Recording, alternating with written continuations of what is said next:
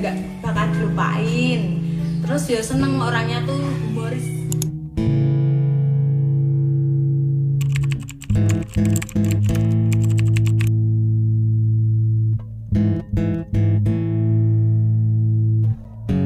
Sri pun pada awalnya tak mengenalnya. Tapi yang pasti, laki-laki ini bersikap begitu akrab dan sangat ramah padanya.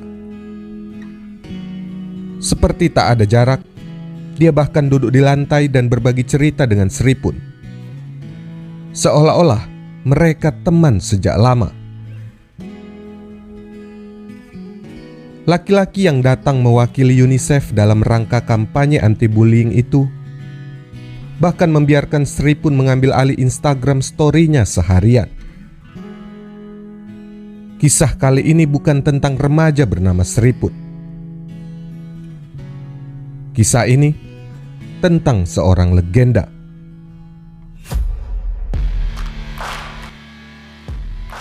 Perkenalkan, inilah salah satu pesepak bola yang paling berpengaruh di dunia, David Beckham.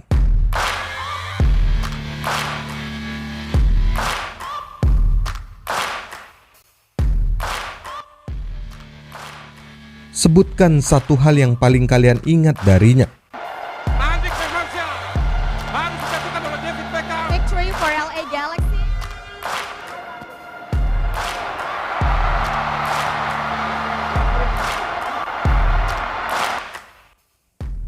Apakah itu caranya menangani bola mati? Umpan-umpannya yang akurat?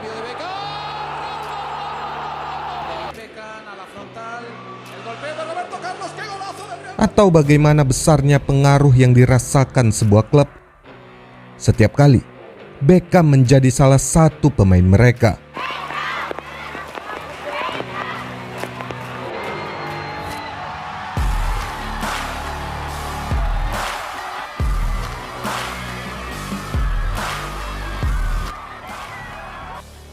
Dan David Beckham lebih dari sekedar peran dalam sebuah permainan. Dia adalah ikon global. Kehadirannya mengangkat level kemewahan sepak bola.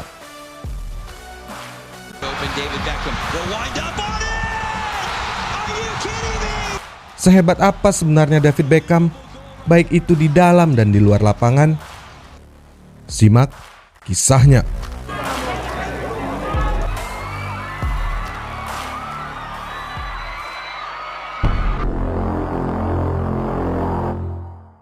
I came to Paris was most attention wherever I've been. Follow me everywhere. Talk about me everywhere. So when Beckham came was like he get all the attention now. That was good, and as a person he's amazing. The one who has negative things to say about him is either jealous or hate him, because there is no things negative to say about him. I feel like I'm losing my mind. Is everybody in the world blind? Please, Lord, give me a sign, a sign. I wanna be the greatest. Everybody on the fake shit. I look around and feel like everybody is the fakest. I make this every day and I'm impatient, hoping one day I blow up from the basement. Statement, the top is so vacant. I don't hear shit that I think is amazing. Waiting for my day when I'm playing sold out shows for 1,000 faces. Hey. But for this 14-year-old Chingford lad, David Beckham, the dream has become a reality. Dia diberi nama David Robert Joseph Beckham. Lahir di kota Leytonstone, London Timur, Inggris pada tanggal 2 Mei 1975.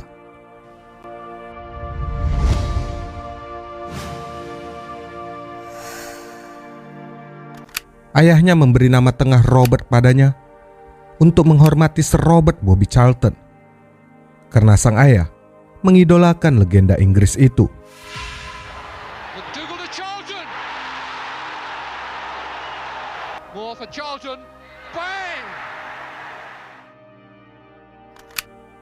Keluarganya mendukung passion sepak bola Beckham, tetapi tidak dengan guru-gurunya di sekolah. Dalam sebuah wawancara di tahun 2007, Beckham bercerita Di sekolah setiap kali para guru bertanya, apa yang ingin kulakukan ketika nanti besar? Kukatakan, aku ingin menjadi pesepak bola. Mereka langsung menyela. Bukan, apa yang akan kau lakukan sebagai pekerjaan? Tapi itulah satu-satunya hal yang aku ingin lakukan. Aku tak pintar di sekolah. Aku membenci pelajaran. Some skills from David there. Yeah, he's done it before, hasn't he, David? Yeah, he's a bit special. There's a nice bit of style. Dan Ted Beckham, ayahnya, adalah pria pertama yang paling berpengaruh dalam karir seorang David Beckham. Ted selalu ada untuknya. Dia mengenalkan Beckham yang baru belajar berjalan pada sepak bola lewat belajar menendang kaos kaki yang digulung menyerupai sebuah bola. Saat Beckham sudah berusia 4 tahun, di taman kota, Ted akan mengawasinya melakukan tendangan bebas hingga larut malam. Membantunya melatih passing, crossing, dan meningkatkan kontrolnya terhadap bola.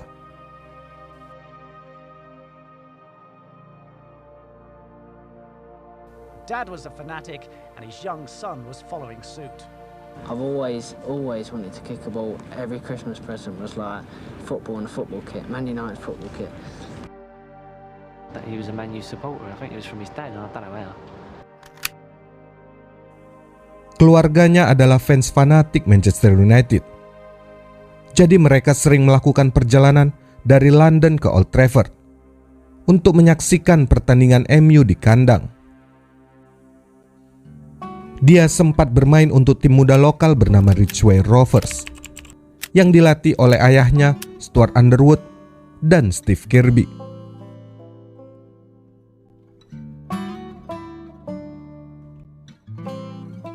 Berkat kecemerlangannya, di usia 11 tahun, dia berhasil lolos audisi saat mengikuti kompetisi nasional yang diadakan sekolah sepak bola Bobby Charlton, yang membantunya menarik perhatian pencari bakat dari Manchester United. Beckham lalu menjadi maskot Manchester United untuk pertandingan melawan West Ham United di tahun 1986. Dia sempat menjalani uji coba dengan klub lokal seperti Leyton Orient, Norwich City, sebelum 4 tahun berlatih di Akademi Tottenham Hotspur, meski dia tak pernah mewakili klub dalam pertandingan. Dia juga menjalani 2 musim bermain untuk tim muda Brimsdown Rovers dan dinobatkan sebagai pemain Under 15 of the Year pada tahun 1990.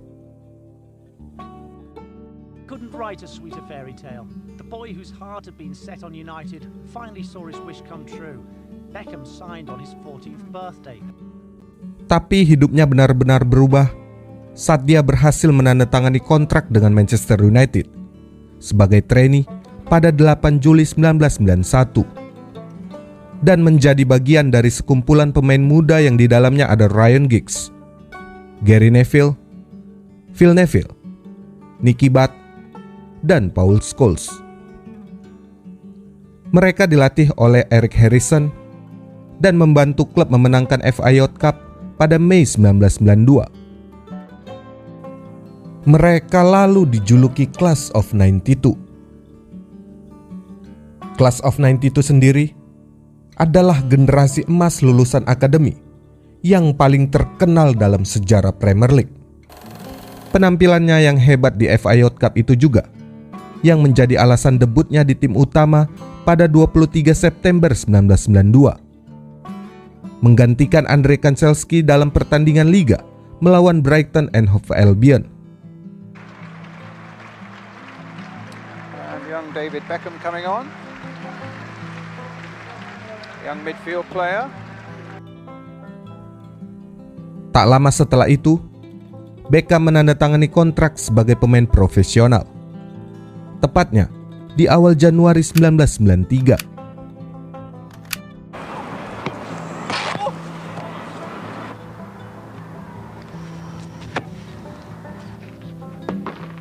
Yes. Pada bulan September 1994, Beckham membuat penampilan penuh pertamanya di tim utama, melawan Port Vale dalam pertandingan Piala Liga yang kemudian dikenal sebagai Carabao Cup. Debutnya di Liga Champions terjadi pada awal Desember.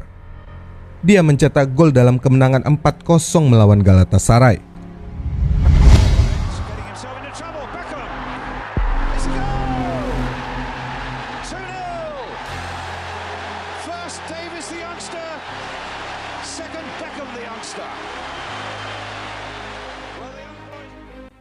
Beckham kemudian menghabiskan masa pinjaman singkat di tim divisi ketiga, Preston North End, di mana dia membuat kesan yang cukup baik dengan mencetak 2 gol hanya dalam 5 pertandingan. Termasuk gol tendangan sudut yang menakjubkan. MU pun kembali membawanya ke Old Trafford. Kembali ke Old Trafford untuk musim 95-96, Beckham memenangkan tempat di starting line up dan membantu klub memenangkan gelar Liga Premier. Another homecoming, another double. The kids have proved their worth and proved their manager's judgment. Dia juga menghasilkan gol-gol ikonik, seperti saat melawan Chelsea di semifinal FA Cup tahun 96. And that's a dangerous back pass and Beckham is onto it quickly. Hitchcock backpedaling furiously. Beckham scores for Manchester United. Atau golnya yang spektakuler dari tengah lapangan saat melawan Wimbledon di Premier League musim 96-97. Beckham's boots, providing his manager with a special moment of the season so far. And Beckham saw Sullivan off his line. Oh! That is absolutely phenomenal. Saat itu Manchester United mengalahkan Wimbledon 3-0 dan Beckham menjadi berita hangat. Sir Alex mengatakan itu adalah gol yang terus dia coba lakukan. 2 minggu kemudian, dia mendapat panggilan perdananya untuk timnas Inggris. Beckham berada di puncak awal ketenarannya. Dia melampaui pesona George Best dan Ryan Giggs di Inggris. Wajahnya ada di banyak papan reklame dan semua orang membicarakannya. Terutama sejak ada isu kedekatannya dengan Victoria, member Spice Girls.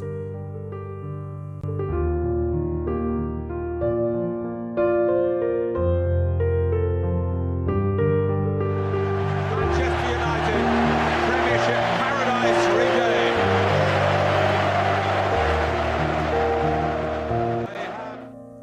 Datang sebagai juara Premier League, Beckham tampil percaya diri bermain di Piala Dunia 98.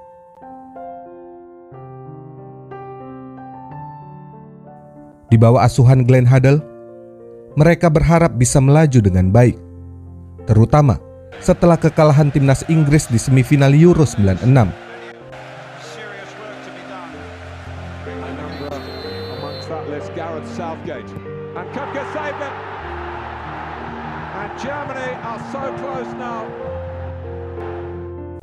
Timnas Inggris optimis, football sepertinya akan comeback home. Dengan pemain-pemain seperti Alan Shearer dan Tony Adams, lalu bintang-bintang baru seperti Beckham dan Michael Owen. Pada ajang itu, Beckham adalah salah satu bintang yang paling dipuja. Meski Hoddle kurang menyukainya karena wajahnya dan Victoria terlalu sering tampil di media. Tapi dia berhasil merebut perhatian sang manajer saat tampil apik melawan Kolombia di pertandingan terakhir fase grup. Mereka berhasil menjadi runner-up di grup G. Beckham strikes. There's one for the picture book. David Beckham. David Beckham. Brilliant. Brilliant free kick. Unstoppable.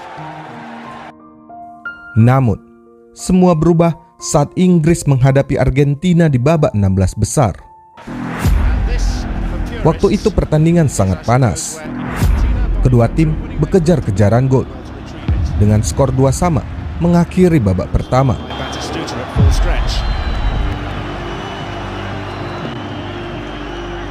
Batistuta.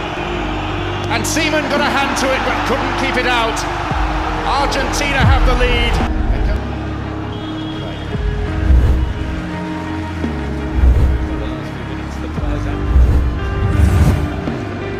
Puncaknya terjadi di awal babak kedua ketika pemain Argentina, Diego Simeone, mendorong Beckham hingga terjatuh.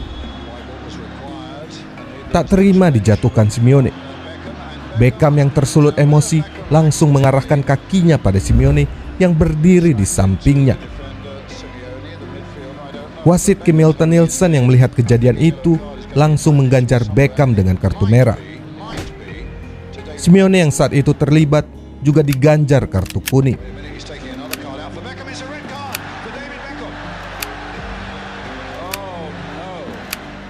Inggris harus bermain dengan 10 pemain sejak menit 47.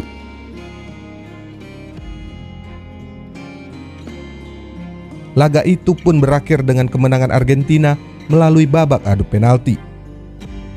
Mereka unggul 6-5. Beckham dan Inggris harus pulang lebih cepat.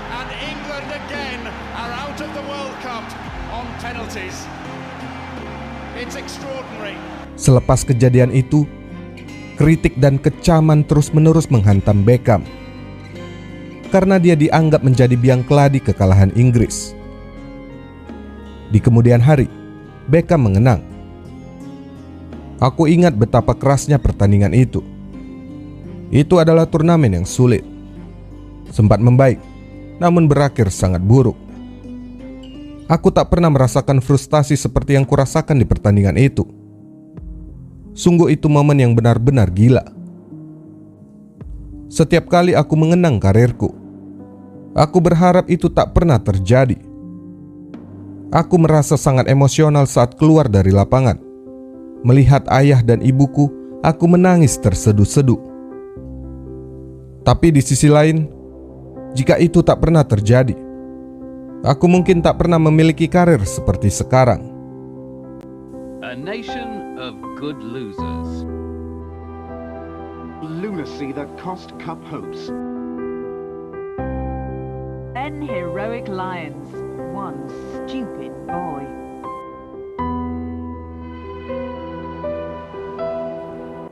Selama 6 bulan sejak kejadian itu, Beckham menjadi bulan-bulanan masyarakat Inggris. Michael Owen dalam biografinya Reboot My Life My Time bercerita, setelah Piala Dunia di Prancis itu, selama beberapa waktu, jalan kami menjadi sedikit berbeda. Saya menjadi kesayangan masyarakat Inggris, sedangkan dia menjadi penjahat. Beckham berubah dari kesayangan media menjadi salah satu pria paling dibenci di Inggris. Dia menerima banyak ancaman pembunuhan. Gambar-gambarnya dirusak. Bahkan sebuah surat kabar membuat headline berita dengan judul 10 Heroic Lion, One Stupid Boy, untuk menggambarkan kekesalan mereka. Beckham sempat frustasi. Beberapa rekan setimnya di timnas menunjukkan perasaan kecewa yang besar. Tapi yang terbesar tentu dari para penggemar. Mungkin jika saat itu ada sosial media, Beckham bisa tenggelam bersama depresinya.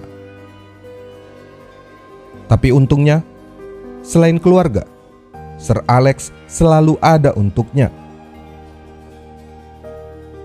Dalam biografi Both Feet on the Ground, Beckham bercerita, "Bos punya semua kualitas terbaik sebagai manajer. Dia selalu mendampingi para pemainnya dan membela mereka. Bahkan di saat yang paling terburuk. Sehabis pertandingan itu dia langsung mengatakan, 'Pulanglah ke Manchester. Jangan cemaskan apa yang orang lain katakan. Kembalilah ke sini, tempat di mana semua orang mencintai dan mendukungmu. Kau bisa menyampaikan pendapatmu pada mereka semua setelah musim kembali dimulai.' Beckham kemudian dikabarkan meninggalkan Inggris. Tetapi tidak, dia memilih tinggal di Manchester dan membuktikan dirinya. Musim 98-99 mungkin menjadi musim dengan titik terendah dalam karirnya. Tetapi sepanjang musim itu dia menunjukkan kualitasnya dalam seragam The Red Devil. Dia membawa permainannya ke level yang benar-benar baru. Lewat umpan silang yang akurat, tendangan bebas yang memukau, dan kerja keras yang tak tertandingi. Secara keseluruhan, dia adalah alasan utama Manchester United meraih treble musim itu. Gary Neville mengungkapkan, pemain hebat ditentukan oleh kemampuan mereka dalam mempengaruhi pertandingan besar. Dan di musim terhebat Manchester United 98-99, Beckham berkontribusi banyak. Baik itu umpan silangnya di perempat final Liga Champions melawan Inter Milan, mencetak gol fantastis di semifinal Piala FA di Villa Park melawan Arsenal,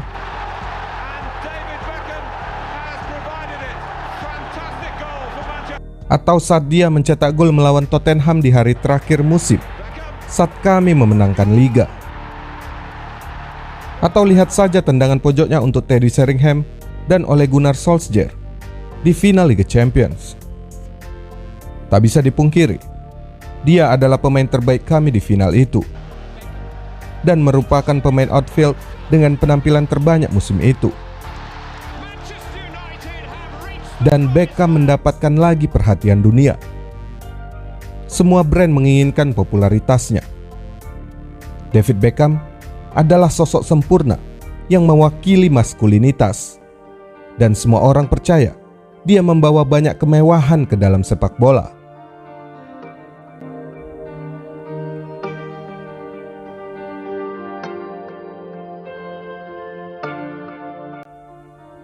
Pada tanggal 4 Juli 1999, Beckham menikahi Victoria. Ini adalah momen yang membuat pesonanya tak lagi terbendung. Dia adalah pesepak bola kelas dunia, dengan visual menawan, semakin sempurna karena memiliki Victoria di sampingnya. Dan kisah cinta keduanya seolah-olah tak bercela. Semua perempuan menginginkan pria seperti Beckham. Dan semua pria akan mengikuti apapun yang dipakai oleh Beckham. Bukan hanya tentang membangun sebuah keluarga. Bersatunya keduanya juga membuat brand mereka meningkat drastis. David menjadi brand ambasador berbagai merek ternama, mulai dari pakaian hingga whisky. Banyak pengamat sepak bola menilai brand Beckham bahkan melampaui Manchester United. Namanya bahkan lebih banyak dibicarakan ketimbang Princess Diana yang saat itu adalah ikon masyarakat Inggris. Ketika dia dan Victoria bersama-sama, mereka menjadi pasangan selebriti yang ada di cover depan dan di belakang majalah. Sejak awal, brand keduanya tak hanya menunjukkan kemewahan, tetapi juga nilai-nilai yang disukai banyak orang. David hanya seorang putra tukang gas yang berusaha sangat keras dalam sepak bola. Dan Victoria, yang karir Spice Girls-nya mulai meredup, membangun kembali reputasinya bersama Beckham. Dia memilih membesarkan bisnis baru dengan brand Beckham, ketimbang hanya menjadi wax seperti istri para pemain lain. Semua orang menyukai Victoria. Dia perempuan yang bisa bangkit dan membuat hal baru. Begitulah pendapat Andy Milligan, pendiri konsultan merek The Caffeine Partnership dan penulis Branded Like Beckham.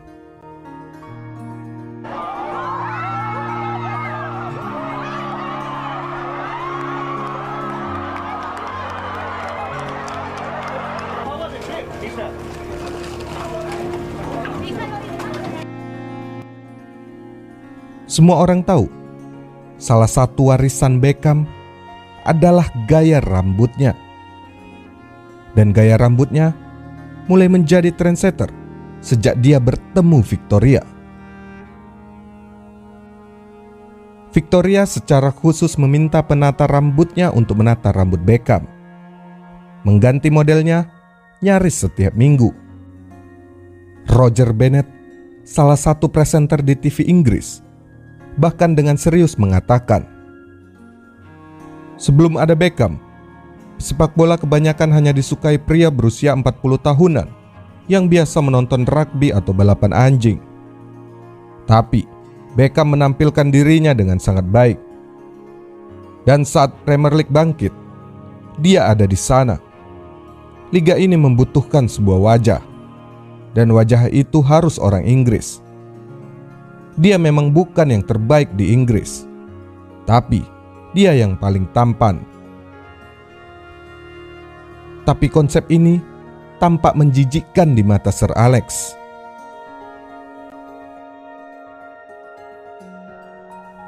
Sir Alex adalah pria yang lahir dan besar di Glasgow.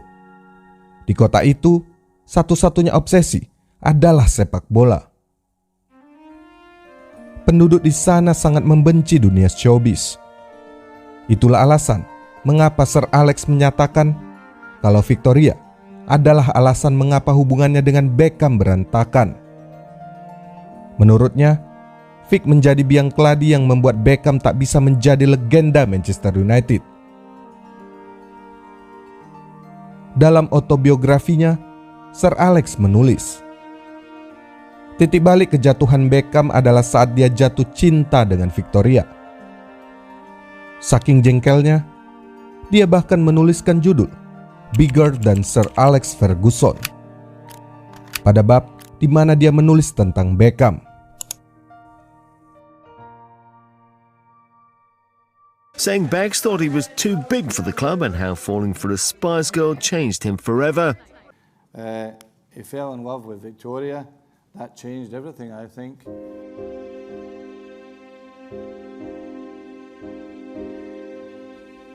Sejak awal, Beckham adalah pemain pilihannya. Jika kalian tahu bagaimana Sir Alex membentuk Cristiano Ronaldo, maka hal yang sama sebelumnya terjadi pada Beckham. Beckham adalah salah satu Vergis Fledglings, kelompok bakat muda yang dipilih sendiri oleh Sir Alex. Beckham tentu mengakuinya.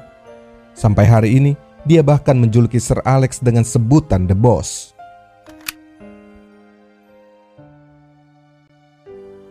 Sir Alex adalah orang yang membentukku. Dia membesarkanku dan membuat karirku seperti sekarang. Dia tahu namaku, ibuku, ayahku, bahkan kakakku. Dia tahu segalanya tentangku. Ya, Sir Alex adalah salah satu pria yang membentuk seorang David Beckham. Dia menguatkan disiplin kerja sang pemain, melatihnya berjam-jam setiap hari dengan aplikasi dan metode yang bahkan tak pernah terpikirkan kebanyakan pemain. Bos adalah orang yang banyak menuntut. Selama aku menjadi pemain United, dia adalah orang yang memiliki rasa percaya diri dibanding kami para pemainnya. Dan dia selalu membuat kami merasa istimewa. Jadi, ketika aura selebritas lebih banyak mengisi ruang ganti, Ferguson dan Beckham pun mulai banyak mengisi hubungan mereka dengan adu mulut. Tapi seberapa banyak pun mereka bertengkar, saat fans dan media mengkritik Beckham, Sir Alex selalu membelanya. Misalnya, ketika dia dikritik karena diusir saat pertandingan Piala Dunia antar klub melawan Necaxa. Media membombardir berita bahwa itu karena pengaruh istrinya. Dan Fergie secara terbuka mendukungnya dan memintanya tetap bertahan di klub. Selama musim 99-2000, ada pembicaraan tentang transfer ke Juventus di Italia. Tetapi ini tidak pernah terjadi. And now Beckham steps in, scores! Oh yes! A job for David Beckham. No! Oh! That was brilliant! Beckham membantu United mempertahankan gelar Liga Inggris dengan selisih 18 poin. United memenangkan 11 pertandingan liga terakhir mereka musim itu. dengan Beckham mencetak 5 gol.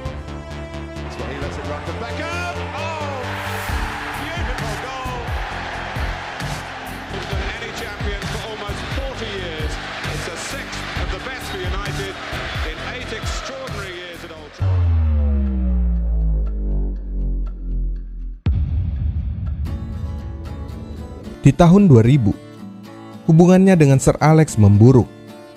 Apalagi karena sikap Beckham yang mulai menunjukkan kurangnya disiplin dan komitmen dalam sepak bola. Di musim itu, Beckham pernah meminta izin tidak latihan untuk merawat putranya Brooklyn yang menderita gastroenteritis. Tapi Sir Alex menjadi murka karena melihat foto Victoria di acara London Fashion Week di malam yang sama. Dia mengklaim Beckham harusnya bisa latihan jika Victoria yang menjaga Brooklyn. Dan perseteruan lain terus terjadi. Salah satunya karena gaya rambutnya.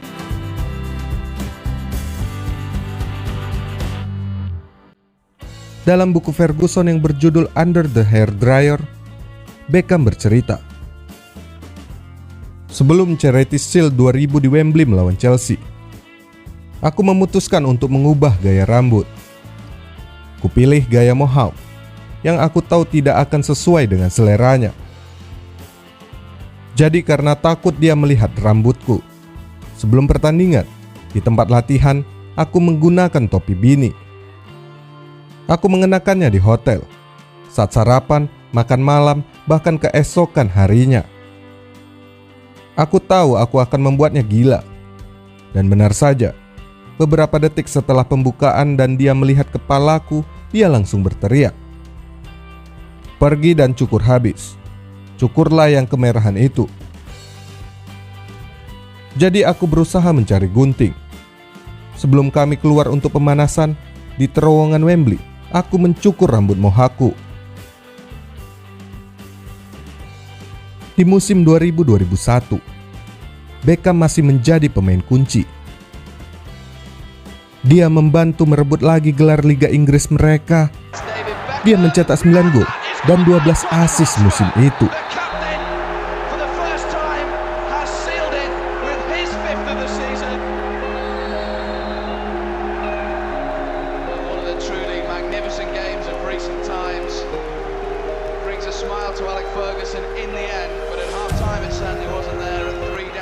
April 2002, Beckham cedera saat pertandingan Liga Champions melawan Deportivo La Coruña, mematahkan tulang metatarsal kedua di kaki kirinya. Ada spekulasi di media Inggris, cedera itu mungkin disebabkan dengan sengaja, karena pemain yang melukai Beckham adalah pemain Argentina Aldo Ducher. Karena dalam waktu dekat, Inggris dan Argentina akan bertemu di Piala Dunia.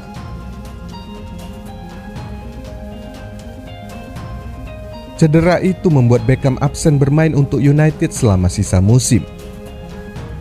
Mereka kehilangan gelar Liga Inggris. Mereka juga tersingkir dari Liga Champions. Syukurnya, kontraknya diperpanjang dan dia mendapatkan bayaran ekstra atas hak eksklusifnya.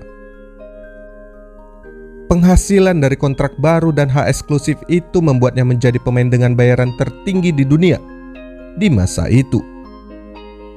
Dan meski sempat absen karena cedera, dia mencetak 16 gol di semua kompetisi.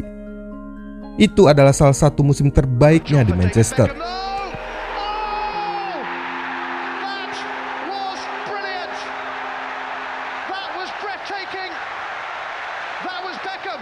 But then Beckham goes backing himself almost. What a wonderful finish. Wonderful strike.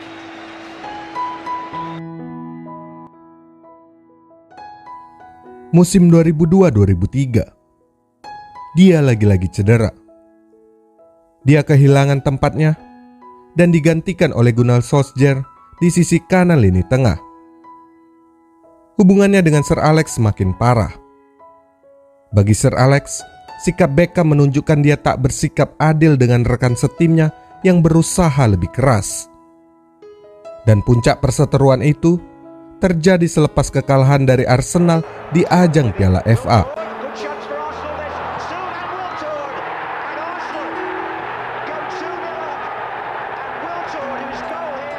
Ada banyak spekulasi tentang apa yang sebenarnya terjadi di ruang ganti yang membuat Beckham harus menerima beberapa jahitan di pelipisnya itu.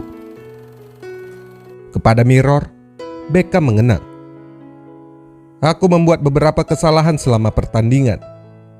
Dia masuk ke ruang ganti dan beberapa kata-kata kasar dia lontarkan. Dia mulai berjalan ke arahku dan dia lalu menendang tumpukan pakaian di lantai. Keluarlah sepatu bot itu.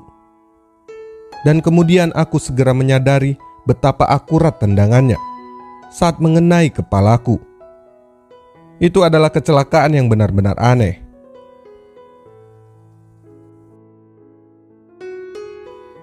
Orang-orang di ruang ganti mungkin langsung melupakan kejadian itu. Tetapi tidak dengan media. Mereka membuat banyak spekulasi tentang siapa yang akan lebih dulu meninggalkan klub, Beckham atau Fergie. Meskipun tim memulai musim dengan buruk, poin mereka meningkat pesat sejak pertengahan musim. Mereka memenangkan liga dan Beckham mencetak 11 gol. Beckham might profit on his left, deflected. Beckham finally. It's Beckham. It's a beauty.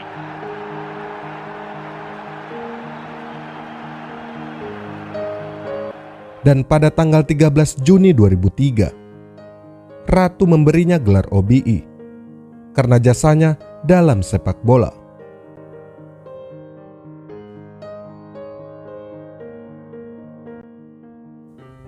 Mari kita mundur sejenak ke Piala Dunia 2002. Ketika Beckham tak ingin lagi dianggap pecundang seperti 4 tahun sebelumnya. Kali ini dia datang sebagai pahlawan dan menjadi kapten untuk negaranya.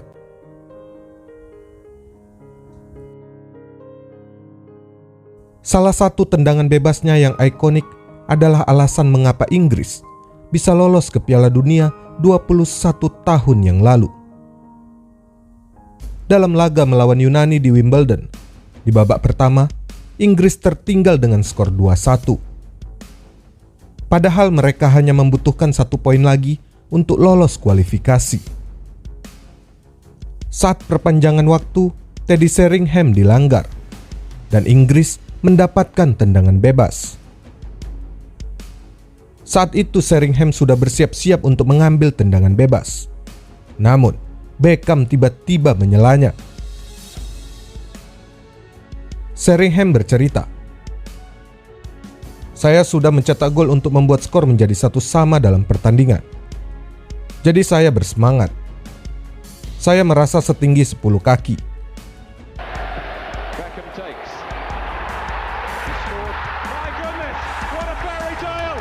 Becks mungkin memiliki 5 atau 6 tendangan bebas dalam pertandingan itu. Dan bolanya lari kemana-mana. Jadi ketika kami mendapatkan kesempatan yang terakhir, saya benar-benar berkata kepadanya, 'Becks, saya akan mengambil yang ini.'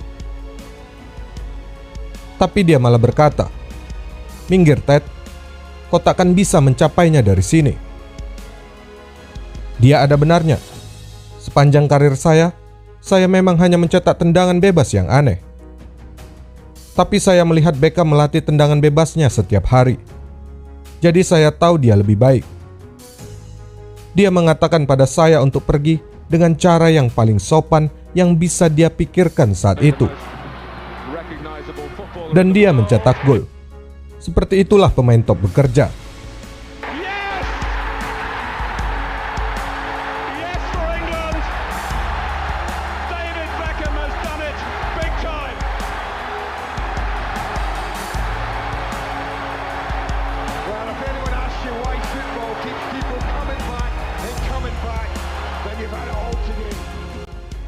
Inggris kembali dipertemukan dengan Argentina pada laga penyisihan grup F.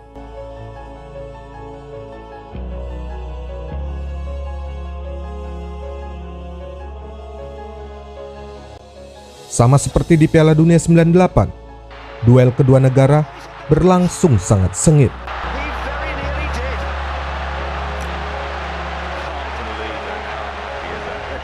Namun sesaat sebelum leg pertama berakhir, Mauricio Pochettino melanggar Owen di area penalti. Wasit Colina langsung menunjuk garis putih.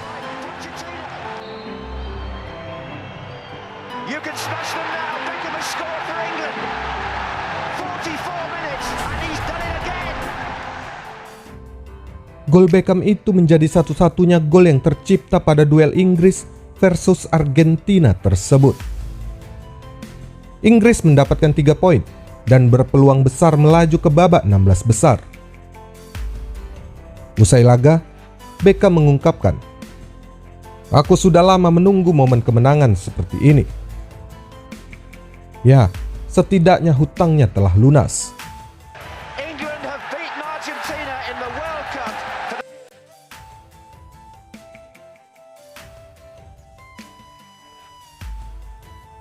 Beckham bermain di semua pertandingan Inggris di ajang Euro 2004.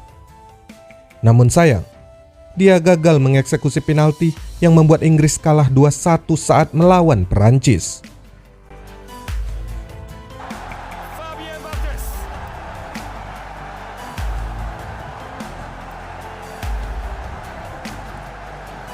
Dia juga gagal saat adu penalti melawan Portugal di perempat final, yang membuat perjuangan Inggris harus berhenti di sana.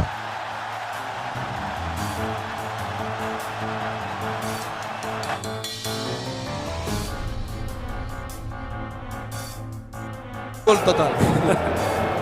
David Beckham. Con lo justo contra ese balón para David Beckham, puede soltar el disparo. ¡Al larguero! ¡Al larguero David Beckham! ¡Qué gol! Lewat kisah sehebat apa Ronaldinho yang telah tayang di video sebelumnya di channel ini, kalian mungkin telah memiliki gambaran mengapa David Beckham memilih melanjutkan petualangannya ke Madrid.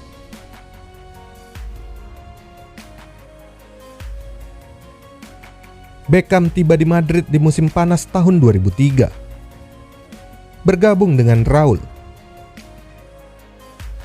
Roberto Carlos, Luis Figo, Zinedine Zidane, dan Ronaldo Nazario yang berharap memenangkan segalanya di sana. Beckham sendiri menjadi pemain Inggris ketiga yang bergabung dengan raksasa Spanyol itu, setelah Laurie Cunningham dan Steve McManaman. Dia dibeli dengan harga 37 juta euro dan menjadi bagian dari proyek Galacticos Florentino Perez. Dia memilih mengenakan nomor punggung 23, bukan nomor 7 seperti yang dia gunakan saat di MU. Karena saat itu, Raul sudah terlebih dahulu memakainya.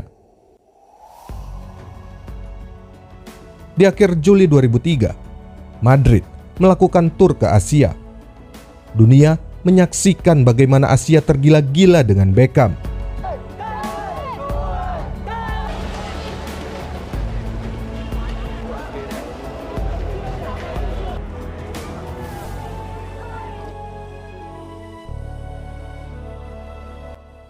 Madrid mungkin telah beberapa kali melakukan tur dengan para pemainnya, tapi tak ada yang sesukses itu.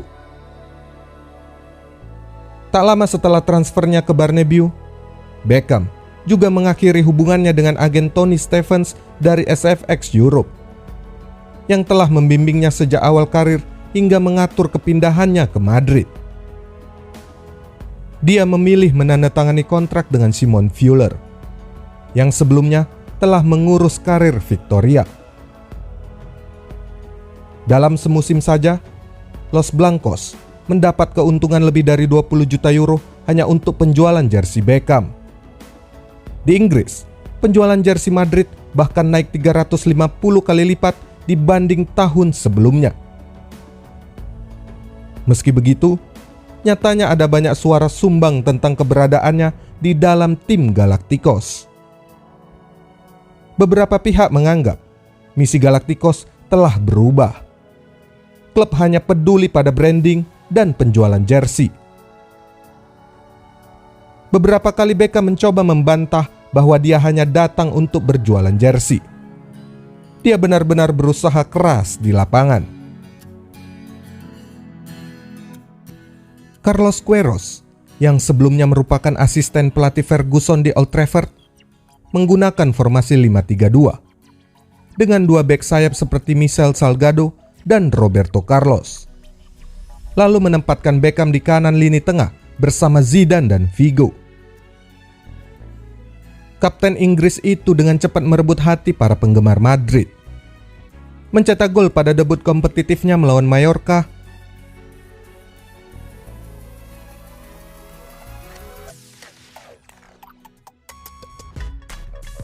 dan membantu Real Madrid meraih kemenangan di Camp Nou, kemenangan tandang pertama mereka melawan Barcelona yang belum pernah terjadi dalam 20 tahun.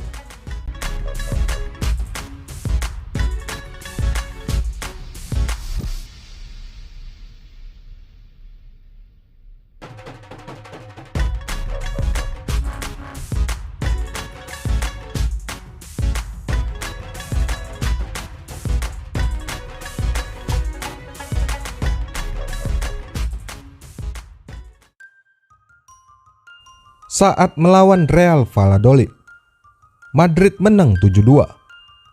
Dan di pertandingan itu, Beckham menciptakan salah satu assist yang luar biasa akurat, yang dieksekusi Zidane dengan sebuah tendangan voli.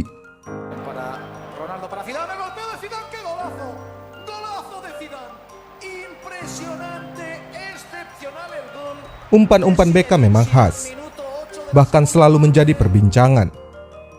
Para analis sepak bola sering berkata, umpan-umpan yang Beckham ciptakan hanya lahir dari seorang jenius.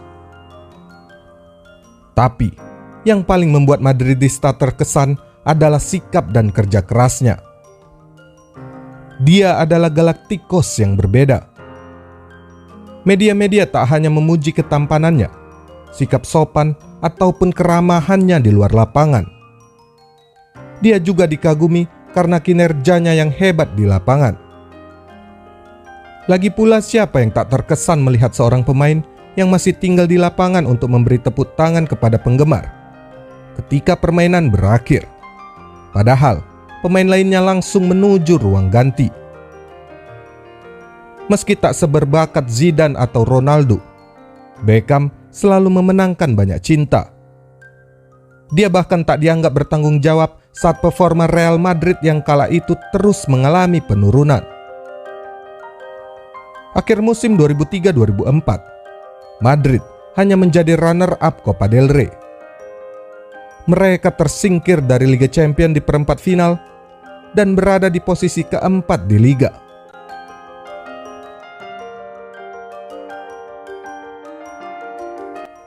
Musim 2004-2005, klub itu memulai musim dengan pelatih baru, Jose Antonio Camacho. Namun Camacho hanya bertahan untuk 3 pertandingan. Dia mengundurkan diri karena Madrid berada di posisi 8 di Liga. Camacho kemudian digantikan asistennya Mariano Garcia Ramon, yang lagi-lagi dipecat saat Natal dan digantikan Vanderlei Luxemburgo. Namun, pelatih Brazil ini hanya bisa membawa mereka ke posisi 2 di akhir musim. Pertengahan musim berikutnya, tepatnya di bulan Desember 2005, Luxemburgo dipecat digantikan Juan Ramon Lopez Caro. Musim 2005-2006, Real Madrid menempati urutan kedua di bawah Barcelona di Liga dengan selisih 12 poin. Mereka juga hanya mencapai babak 16 besar di Liga Champions karena kalah dari Arsenal. Musim ini pula era Florentino Perez berakhir karena memilih mengundurkan diri di pertengahan musim. Vicente Boluda ditunjuk sebagai penggantinya hingga akhir tahun. Kepergian Perez juga menjadi penyebab mengapa Beckham memutuskan pergi dari Madrid. Saat presiden baru, Ramon Calderon terpilih, hampir semua pejabat yang sebelumnya bekerja di bawah Perez juga diganti. Pelatih baru, Fabio Capello, kurang menyukai Beckham. Dia lebih menyukai Jose Antonio Reyes untuk mengisi sayap kanan. Madrid kemudian mengumumkan bahwa mereka tak memperpanjang kontrak Beckham. No, my future is here at the moment. I'm happy here. My family are happy. So pada 13 Januari 2007, Fabio Capello mengatakan bahwa Beckham telah memainkan pertandingan terakhirnya untuk Real Madrid, meskipun ia terus bermain dan berlatih bersama tim. Beberapa hari kemudian, saat berbicara dengan para mahasiswa di pusat Universitas Villanueva di Madrid, Presiden Calderon mengatakan bahwa Beckham akan pergi ke Hollywood untuk menjadi setengah bintang film. Dia juga mengatakan, "Direktur teknis kami bertindak benar dengan tidak memperpanjang kontraknya."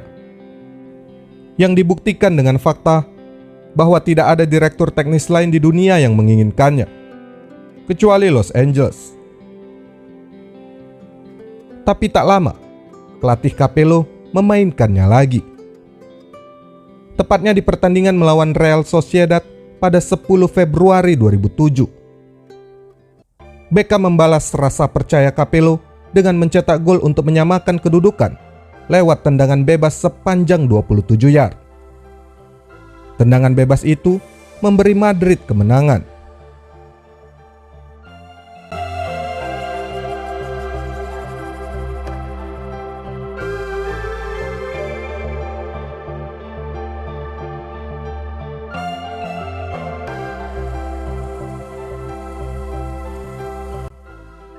Pada 11 Januari 2007, Beckham mengumumkan bahwa ia telah menandatangani kontrak 5 tahun untuk bermain dengan LA Galaxy mulai 1 Juli 2007.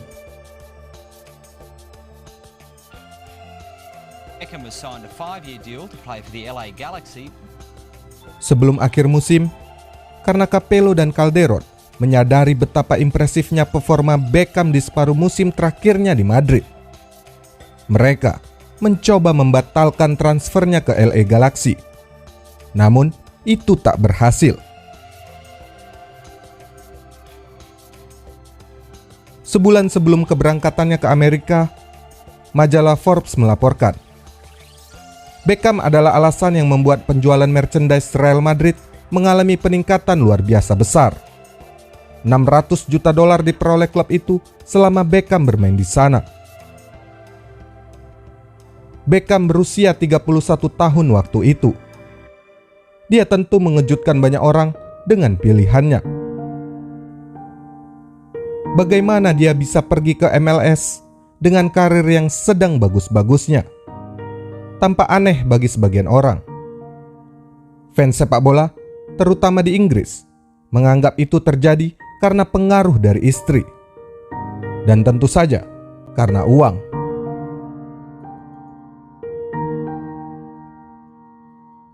Pada tanggal 17 Juni 2007, hari terakhir musim La Liga, Beckham memulai pertandingan terakhirnya untuk klub.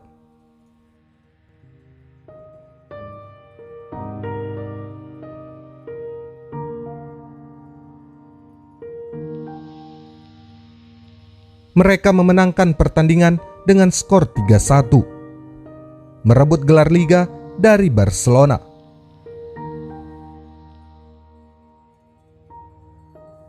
Di akhir pertandingan terakhirnya untuk Real Madrid itu, Beckham melingkarkan bendera Inggris di bahunya, memegang tangan Brooklyn dan Romeo, dan berjalan ke tengah Santiago Bernabeu.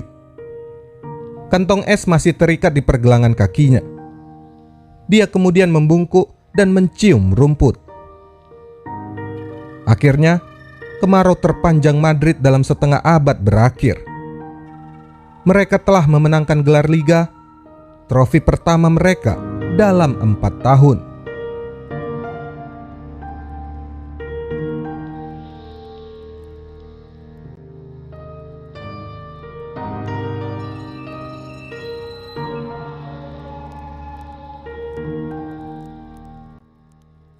Diakui atau tidak, kedatangan Beckham ke MLS mengangkat branding liga itu secara drastis.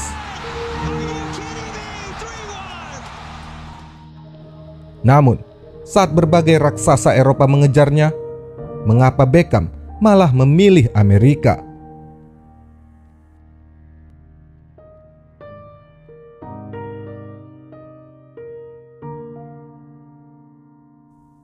Mungkin kita bisa memahaminya jika melihat dari sudut pandang Beckham. Saat itu, sepak bola bukan hal populer di Amerika. Orang-orang di Amerika lebih menyukai baseball, basket, dan football ala Amerika. Jadi, Beckham datang ke sana untuk membawa perbedaan.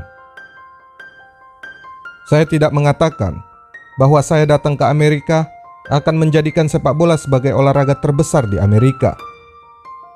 Itu akan sulit untuk dicapai. Baseball, bola basket, sepak bola Amerika, mereka sudah ada. Tapi saya tidak akan melakukan ini jika saya tidak berpikir saya bisa membuat perbedaan.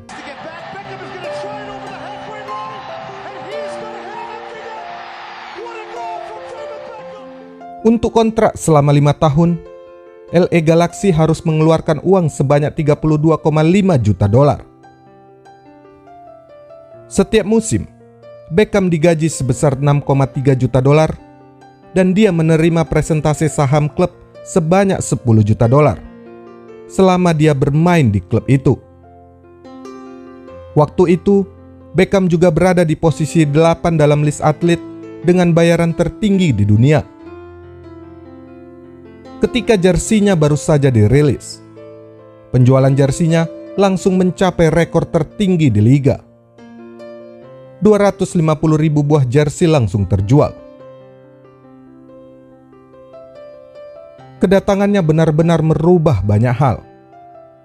Selama 5 musimnya di sana, MLS berkembang dan merebut banyak perhatian fans dari seluruh dunia. Penjualan merchandise mereka gila-gilaan, dan yang paling utama adalah minat media, sorotan media yang sebelumnya hanya tertuju pada Eropa perlahan menuju Amerika. Bagi orang di luar Amerika, itu mungkin tidak terdengar mengesankan.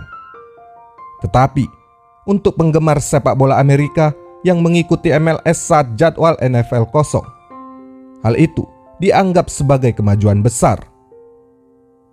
CEO LA Galaxy, Tim Lewicki, mengatakan, "Tiba-tiba kami dikenal sebagai perusahaan yang memiliki tim yang dibela David Beckham. Dan sejak itu, dunia kami berubah. Tidak ada orang lain di muka bumi yang bisa merubah MLS seperti Beckham." Penonton MLS melonjak selama era Beckham. Pada tahun 2011, MLS bahkan melampaui NBA sebagai liga olahraga profesional ketiga yang paling banyak dihadiri di Amerika. Jaringan televisi NBC bahkan membuat langkah besar dengan membeli hak siar Liga Premier. Kehadiran Beckham juga ikut merevolusi struktur gaji di liga.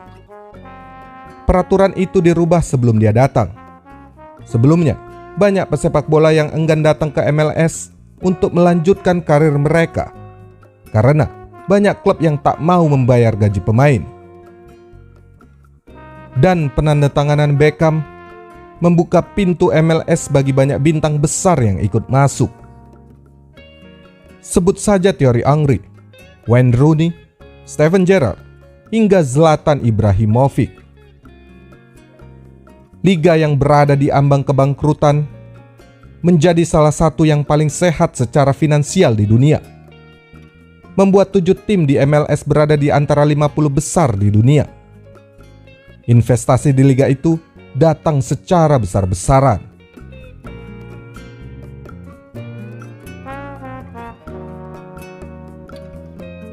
Project MLS memang menarik dari segi bisnis. Namun, karena jadwal bermain mereka yang tak sepadat dan berbeda dengan Eropa, Beckham pun bergabung dengan AC Milan sebagai pemain pinjaman.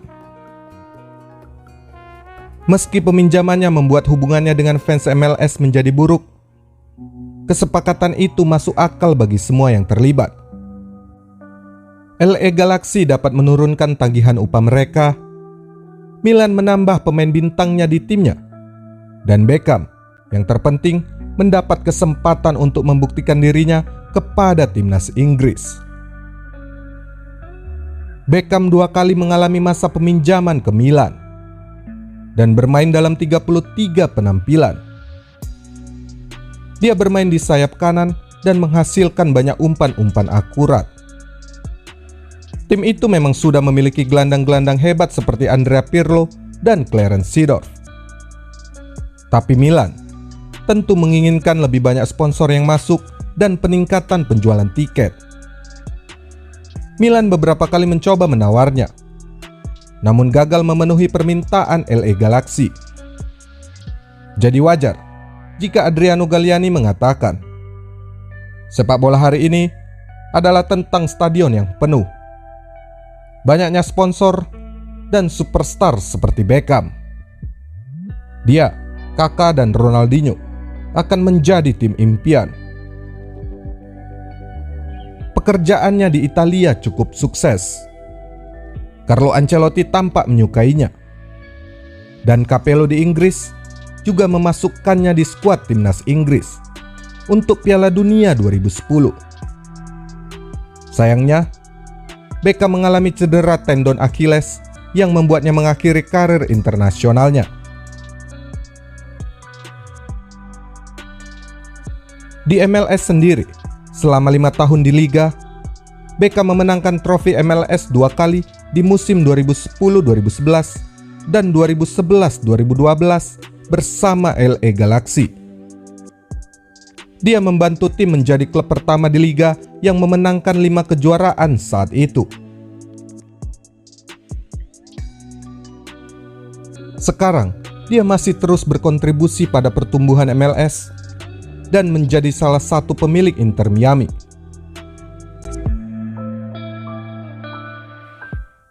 Di pertengahan Januari 2013, Beckham yang kontraknya telah habis bersama LA Galaxy menandatangani kontrak 5 bulan dengan klub Prancis PSG yang keseluruhan penghasilannya didedikasikan untuk anak-anak yang kurang mampu.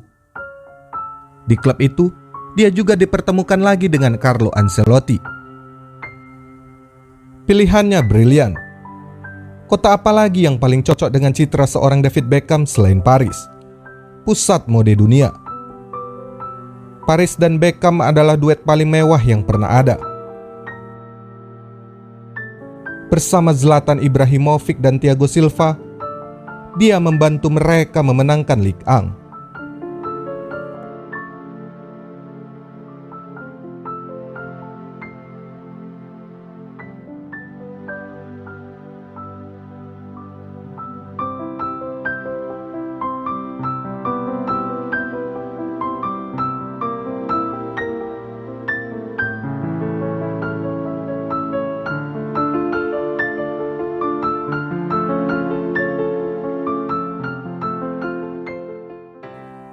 ...25 tahun yang lalu, saat Andrzej Kanchelski digantikan oleh seorang laki-laki muda kurus berusia 17 tahun, Young David Beckham coming on. berambut floppy, di pertandingan MU melawan Brighton and Hove Albion di turnamen Piala Coca-Cola. Hanya sedikit orang yang tahu siapa pemain pengganti itu. Bahkan mungkin tak ada yang bisa memprediksi karir pemuda itu akan sangat berpengaruh pada gaya yang sekarang dianut sepak bola modern. Namun, saat dia pensiun di Stadion Parc des Princes yang penuh sesak di Paris, semua orang yang mengenalnya dan terpesona dengan apa yang telah dia wariskan untuk sepak bola. Dan hampir semua pemain membangun personal branding seperti yang puluhan tahun lalu dibangun Beckham bersama Victoria. Jika sebagian orang mengatakan dia hanya pemain overrated karena keberadaannya hanya untuk mendongkrak citra sebuah klub, Manchester United dan Real Madrid takkan mempercayakannya untuk ratusan pertandingan. timnas Inggris tak akan memberinya gelar kapten untuk bertahun-tahun pergelaran. Beckham lebih dari sekedar ikon global. Lebih dari sekedar gelandang spesialis bola mati dengan umpan-umpan yang memukau. Lebih dari sekedar laki-laki yang menjadi pasangan dan ayah yang hebat. David Beckham adalah nilai yang membuat kemewahan melekat bersama sepak bola.